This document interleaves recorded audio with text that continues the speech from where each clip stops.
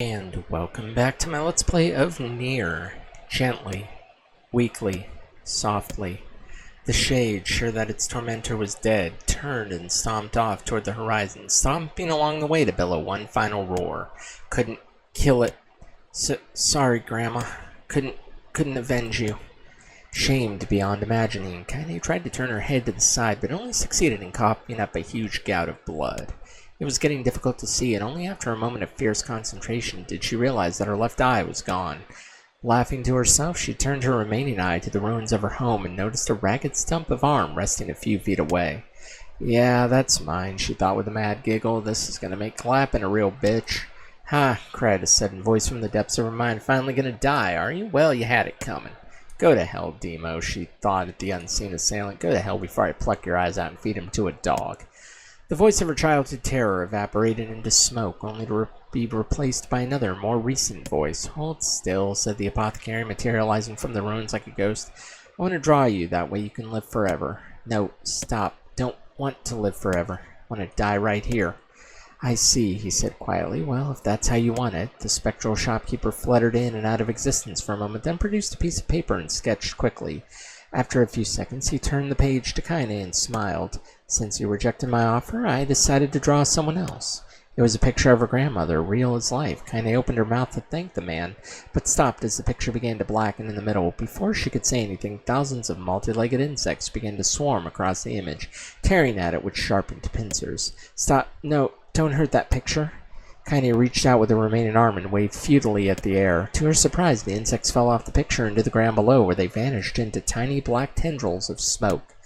Relieved, Kaine turned her good eye back to the picture, only to open her mouth in a silent scream. The sketch now showed her grandmother as she truly was, the smashed, unrecognizable lump of nothing. The apothecary smiled, then broke into a jolly dance. See that? He cried as he danced its jig. It's perfect now. She looks just like you. Ha-cha-cha-cha. I look like that? Oh God, I'm gonna die. I'm gonna die. Drowning in despair, Kaine laid her head back in the mud and smoke of a ruined house and waited for the end to come. But just before she let everything go, an unfamiliar voice began whispering in her ear. Ain't you got a wish, sunshine? The voice was vulgar and fierce at the same time. As if insanity had somehow found a way to take form, Kaine wanted to scream as the voice crawled under her skin, but her lungs refused to work. You know, a wish, like a prayer or something? Why don't you get on your knees and start praying to heaven? Please, invisible man in the sky, save me, save me. Ha ha ha. Kaine finally restored to shouting at the voice with her mind. I don't make wishes, they don't come true for me. I'm a curse, a freak. I should be left to die. The other voice boomed in her ears. Bwahaha, oh God, you're the best. Kaine glanced down and saw a black, shiny substance oozing from her leg. She tried to brush it away, but her remaining arm would no longer respond. The substance slowly crept around her feet and then began moving up toward the rest of her body. Is this death? Is this what it's like? Or is my mind just losing itself? She could feel the slime oozing upward, feel the hot, searing pain left in its wake. Whatever else might be happening, she was alive, and this was real. Come on, said the voice. Let it go. Kaine tried to ignore the voice and concentrate on the pain, but the newcomer would have none of it. Don't ignore me, sunshine. You ready to give up? Ready to die? So why not let me have it? Have what? Your body. Come on, give it to me. Give it to me. I want to stand on the ground, feel the rain, taste the wind. The voice paused as if licking its lips. When it resumed, it was filled with mad, unabated joy. And I want to take your hands and use them to choke the goddamn life out of people. I want to tear out their throats and bathe in the blood, just like before. In response, Kaine shifted her head and vomited. The warmth of it crept down her front and mingled with the pain of the encroaching black ooze. Are you a shade? Yeah, maybe. What of it?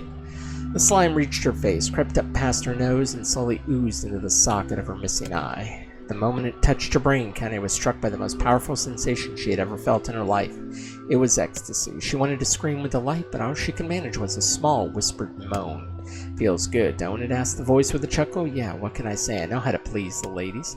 Now give me that body. Come on, give me the body and I'll give you more of this feeling. It's a fair trade. A black lump began to protrude from Kaine's side. As she watched it, it grew longer and thicker, eventually taking the form of her missing arm. I can see better, she thought. My eye must be growing back too. The slime reached up to envelop the rest of her face, but she managed to brush it away. Stop, she whispered, marveling that she had regained her voice. Stop. The black ooze hesitated, as if considering this request, then quickly shimmered down her body before disappearing in a cloud of smoke. Ah, what the hell, Sunshine, screamed the voice. We had a deal. I thought you wanted to die. Grandma said, I can't die yet.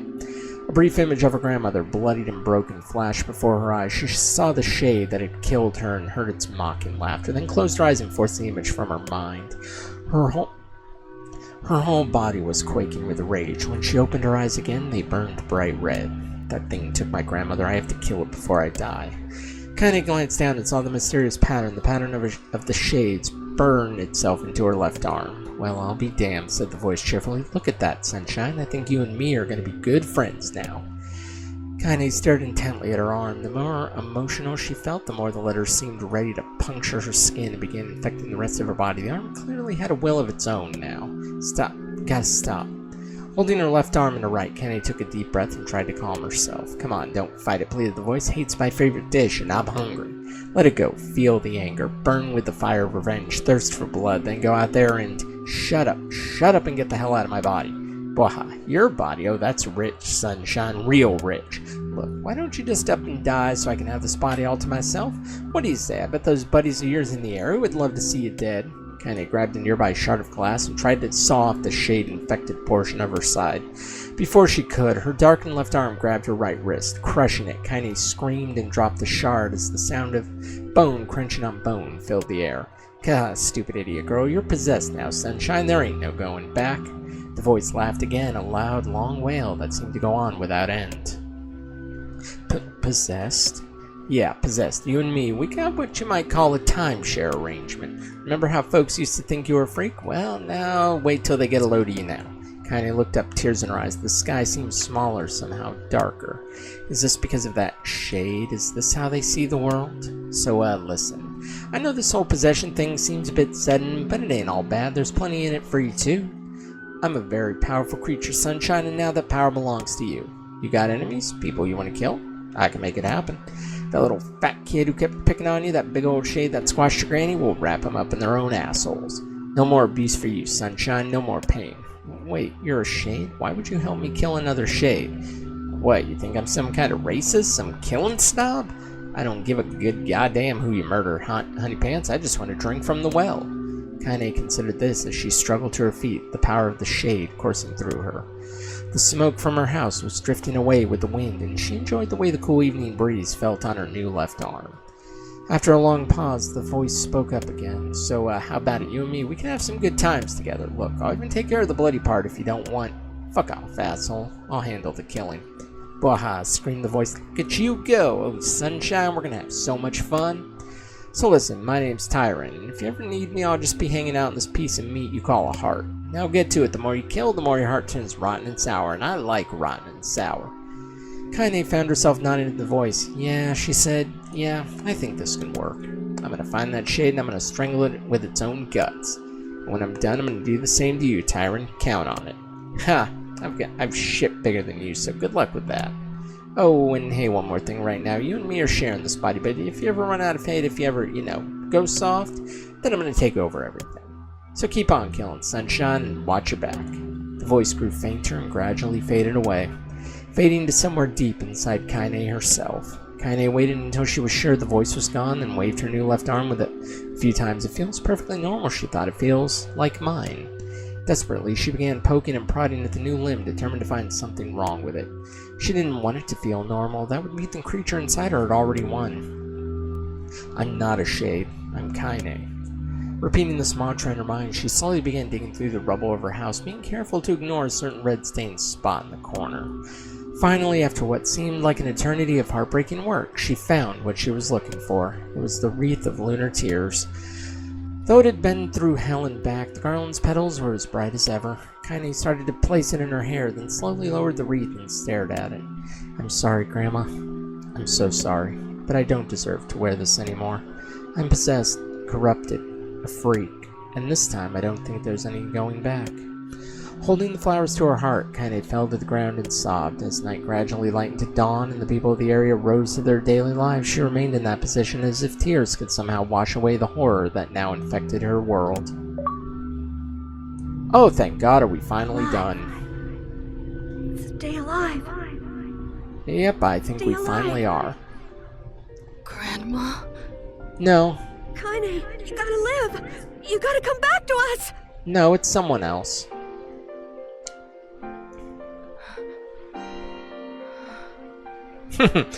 Yeah, see that just when you wake up, it's like, hi! Ah! Hey, friends. Yeah, but that left... I didn't know it infected her left leg, too, but yeah, that left arm is the shade.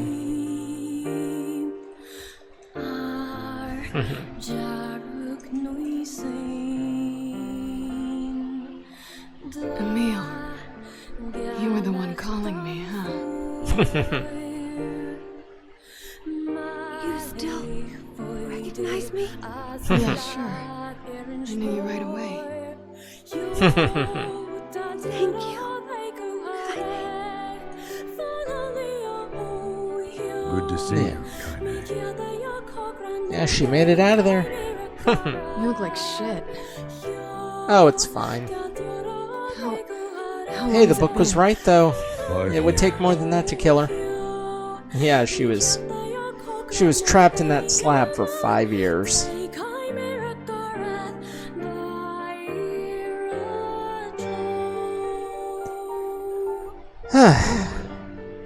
That's a long time.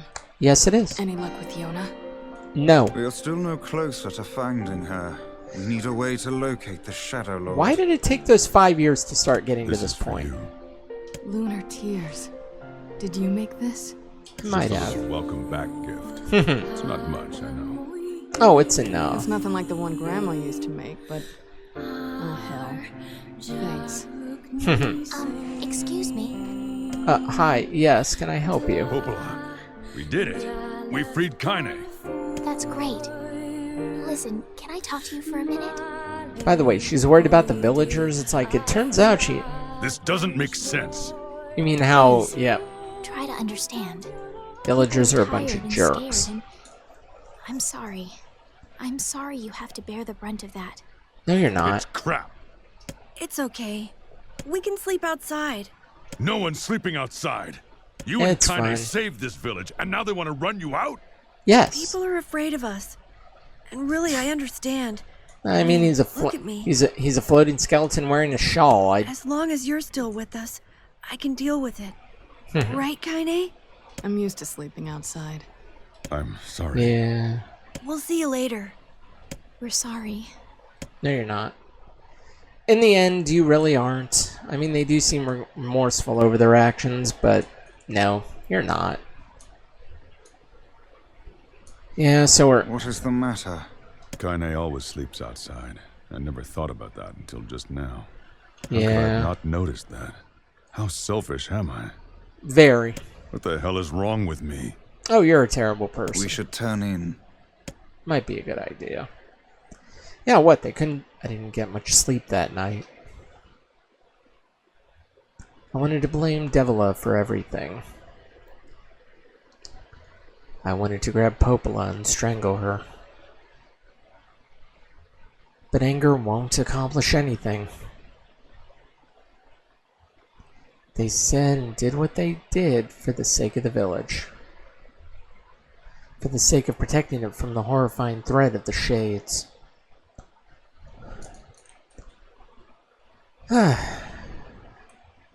If Devila and Popola are to blame,